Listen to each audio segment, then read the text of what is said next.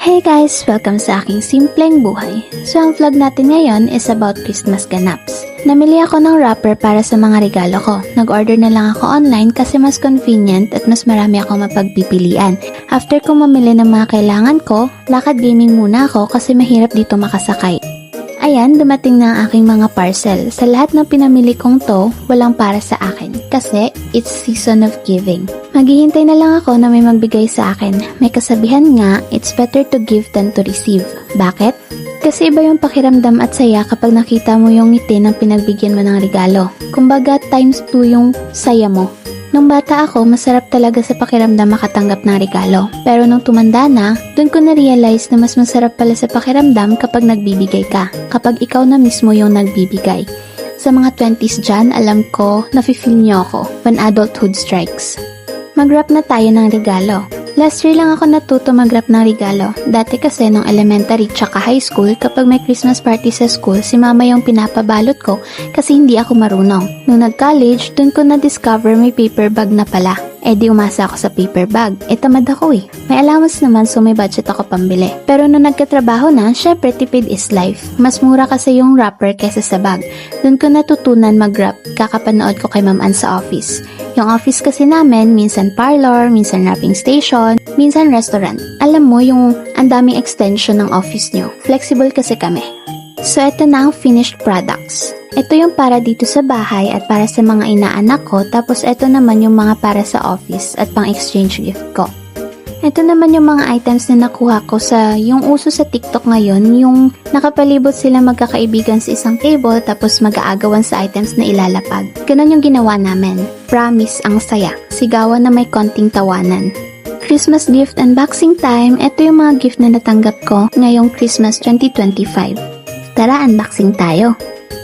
Huli ko na na-realize naka-timelapse pala yung first video ko. Buti na lang napansin ko agad. Hindi na ako makakapag-take ulit, kaya ito na lang. Pause muna. Yung una kong mga natanggap ay pencil case, tapos coin purse na may 20 pesos, na may kasamang pantali sa buhok. Tapos yung isa ko pang natanggap ay hindi ko alam kung anong tawag dito, pero yung parang notebook siya na pinag-iipunan ng pera na paper pills. Next gift, something relaxing or soothing, Salon Pass at Pau de Arco. Sa monito-monita namin to guys sa office, worth 100 pesos. Ito naman is mug, ang cute niya, aesthetic. Mahilig daw kasi ako magkape. Next is damit. Mahilig kasi ako sa loose na damit guys. Next is perfume. Tapos, candies and scented candle. So may dagdag na naman ako sa aking collection of scented candles. Ang arte. Ito naman is diffuser. Then, pouch.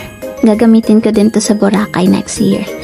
Next is damit ulit. Actually guys, bago to binalot, sinukat ko na. Next, another pouch. Ang dami ko ng pouch. Organized na masyado yung bag ko neto. Next is something bright or sparkly. Another tong gift from Monito Monita namin. So room decor siya na may fairy lights. Idadagdag ko siya dito sa decoration ko sa kwarto ko. Ito naman ay customized bag. Alam nyo na kung anong pangalan ko. May kasama pang phone case. Bagong taon, bagong phone case. Halata naman siguro guys, mahilig ako sa blue. Hindi naman masyado. Next is another customized item, customized mirror. For sure maganda ako dito araw-araw. Lalagay ko nga to sa bedside ko. Para pagising ko, good morning, ganda. Ay, arte. Next is eto. Request ko to guys sa exchange gift namin sa office. Ceramic bowls. Pangkabuhayan showcase kasi to guys. Next is something useful. May nanay na namang masaya. Si mama mag-enjoy neto eh. Next, another request ko. Hanger. Diba? Pangkabuhayan to guys. Mostly sa hanger kasi namin is HWD. Hanger with disability. So, eto na lang ni-request ko.